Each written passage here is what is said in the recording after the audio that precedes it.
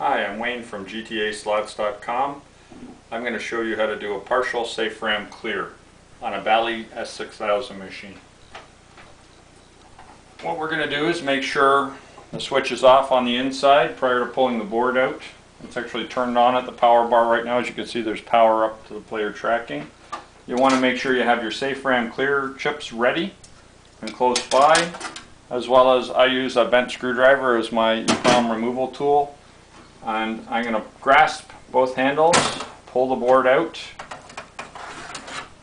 and the two chips we're going to remove are the U28 and the U43, which are main chips, and we'll put in the Saferam Clear U28 and U43 in their place. You'll want to make sure that you get your screwdriver between the socket and the chip and work it in there. This screwdriver is bent. I can do both sides at once. Run it through. Make sure you don't bend the legs taking them out.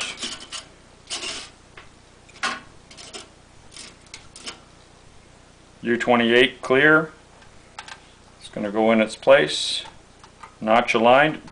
Ensure that the notch is aligned at the appropriate end. You can see on this particular one there's a notch in the end of the socket, and there's a layout on the board that shows the notch. It's very important the notch goes in the right end, because if you turn it on with the chips in the wrong direction, your U43 chip will be no good anymore. So now I've seated them in, they're fully seated.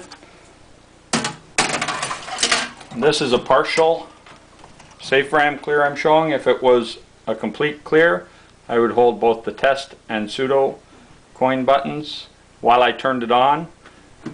In this case it's partial, so I'm going to turn it on. Copyright Bally Gaming Incorporated. We're going to watch. All rights reserved. CHP means it's doing the clear right now. CLP means it's complete. The lights start flashing. That's all there is to it. Turn it off. Grasp both, pull the board out. Now we're going to remove the two clear chips. Here's the U28, here's the U43. We're going to reinstall the U43, make sure it's U43 in the correct socket. Make sure the notch is at the correct end. Make sure the pins go in properly. If you have to straighten the pins to move them in, then do so. If you're careful, you won't have to. Seated all the way, fully seated. Board goes back in the machine. Seated.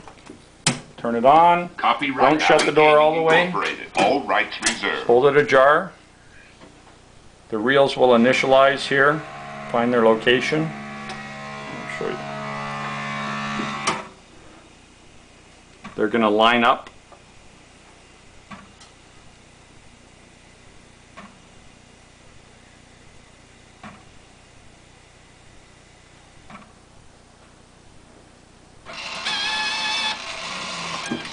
That's that. This is the date setting on the machine. This is the correct date I have now. To change it, you would press spin. To move to the next position, you would press bet max. And after the date screen, this is month, day of the month, year, day of the week, with Sunday being the first day. And then you're into your time in a 24-hour format. So right now it's 5:24 in the evening. Hours, minutes, seconds, and like I say, if you press that, it'll change. Change button ends it, turns it off, and in this case it retained all the settings on the machine, and this machine is ready to play. Thank you very much from GTAslots.com.